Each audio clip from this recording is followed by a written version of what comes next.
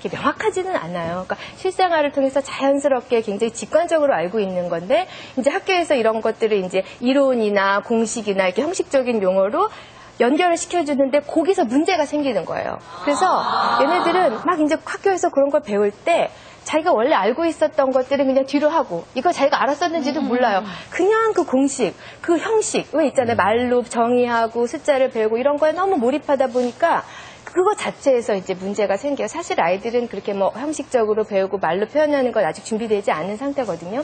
그렇기 때문에 좀 답답하잖아요. 부모님들이 아무리 설명해줘도 모르고 그런데 너무 답답하고 좌절하시지 마시고 야, 너 이거 원래 아는 거야. 그러니까 예전에 알고 있었던 거 좀 끌어내 주셔야 돼요. 그래서 이거 봐. 너 그때 어렸을 때 뭐 이런 게임도 하고 이러고 중력에 관련된 그런 실험들을 많이 했잖아요. 이런 걸 보여주면서 그런데 요거를 하는 그 원리를 이제 중력이라고 얘기하는 거야. 그러면 애들이 그렇구나 하고 이제 쉽고 재밌게 배울 수 있는데 너무 이제 교과서 이런 거에만 이제 급급하다 보니까 애들이랑 부모님이 같이 좌절하시는 거예요. 그러니까 용기 있게 교과서를 덮으시고 직접 실험을 하시면 쉽게 이해를 하실 수 있을 것 같아요. 예. 생활에서. 예. 생활에서. 네. 늘 말씀을 드리지만 아이가 뭔가를 할 때는 그 안 되라고 막지 마시고 얘가 지금 혹시 중력 실험을 하고 있는 게 아닌가라고 생각을 하시고 그럴 때마다 좀 필요한 자극이 필요할 것 같아요. 그렇죠. 숟가락을 던지면 젓가락도 한번 줘보시고 밥그릇도 한번 줘보시고 솜도 한번 더 줘보고. 예, 그런 게 필요할 것 같습니다. 네.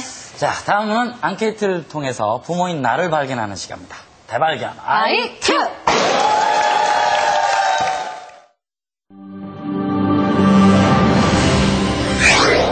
대한민국 부모 발견 당신은 대발견 IQ에서 마련한 지혜로운 부모되기 프로젝트 아이를 알고 부모인 나를 알 수 있는 똑소리나는 양육법을 알아봅니다. 전국 부모 800명에게 물었습니다. 부모로서의 당신을 발견하는 오늘의 주제 말보다 손이 먼저 나가는 우리 아이 아이가 친구를 때렸을 때 당신은 어떻게 하십니까?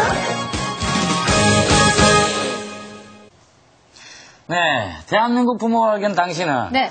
오늘은요, 지난주에는 왜 늘 맞고 오는 애들 부모님들 어려움을 얘기했잖아요. 네네. 오늘은 늘 때리고 다니는 애들. 맞아요. 늘 때리고 다니는 애들 부모님도 되게 속상하거든요. 그것도 큰 문제 아닙니까? 그렇습니다. 도움 말씀 주신 오은영 소아정신과 선생님 옆에 계시는데요. 애들이 사실은 뭐 친구끼리 놀다가도 싸우고 먹다가도 싸우고 자주 싸우잖아요. 네. 그렇죠. 근데 그럴 때보다 말보다 손이 먼저 나가는 애들이 있거든요. 네. 이런 애들은 어떻습니까? 그래서 이제 이유를 좀 찾아봐야 됩니다. 네. 근데 제일 흔한 게요. 반응이 너무 재빠른 아이입니다. 그러니까 지우개가 없을 때 짝한테 지우개 좀 빌려줄래? 생각하고 기다려야 되는데 자기는 빌렸어요. 근데 손은 먼저 나가서 낚아채는 거죠. 그리고 친구는 낚아챈 건데 얘는 빌린 거죠. 이제 그런 것처럼 반응이 너무 재빠른 아이. 또 두 번째는요. 아이가 이렇게 어떤 결과를 금방금방 원하는 아이들이 있어요. 뭔가 말로 해결하고 이건 좀 시간이 걸리지 않습니까? 그러니까 끝장을 빨리 보고 싶어하는 아이들. 좀 어렵게 표현하면 만족을 좀 지연을 못하는 아이라고 볼 수가 있죠. 또 세 번째는요. 뭔가 때렸더니 성공적인 경험을 해본 거예요. 이거구나. 그래서 자꾸 강화되는 거죠. 예. 또 부모를 이렇게 찾아보면은요. 이런 아이들의 부모님이 잘 때리세요. 실제로 이제 그 폭력에 자주 노출이 된 아이들 잘 때립니다.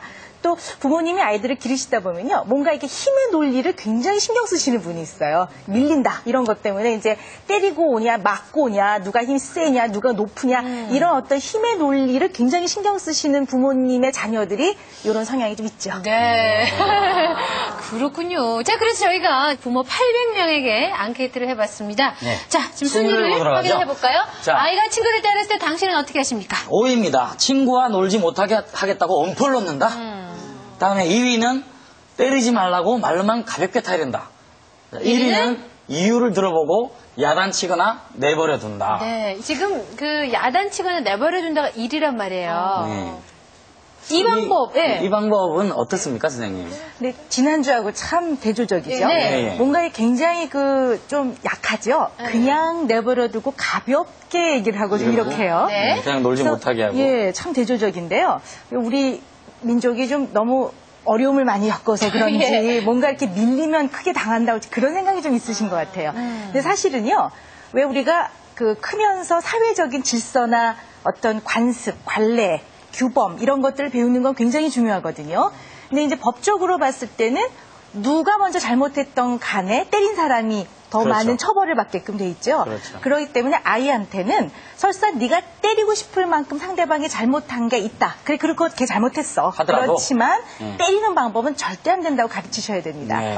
근데 사실 그렇게 때렸을 때 가볍게 타이르는 정도로 넘어간다면 네. 그것도 그럼 안전 습관을 들이게 되는 거겠네요. 근데 이렇게 하시면 되게 실패 경험들이 있으세요. 이렇게 하면 꼭 애가 교육을 잘 받아서 안 할 것 같은데 그다음에 또 때리고 또 오거든요. 때리고 오죠.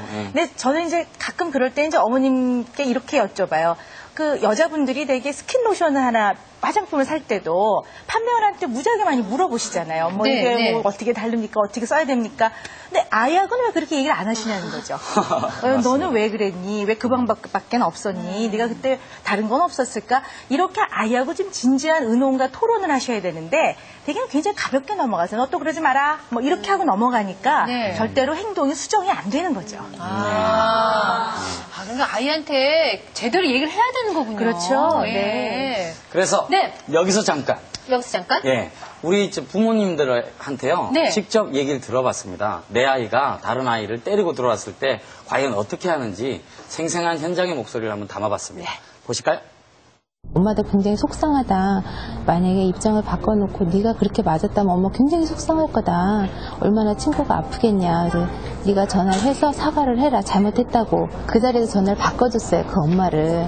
그래서 엄마한테도 울면서 잘못했다고 사과하고 친구한테도 다시는 안 그런다. 미안하다 사과를 하고 다음부터 그냥 그러지 말라고 그냥 그렇게 말하고 크게 생각하진 않았어요. 그 부분에 대해서는. 맞고 오면 엄청 화가 나고 저는 때리고 오는 편이 오히려 그러니까 최근에 이렇게 애가 상처를 좀 입고 온 적이 있어가지고 때리고 오는 편이 마음은 편하더라고요. 그러면 안 되는데 부모 입장에서는 또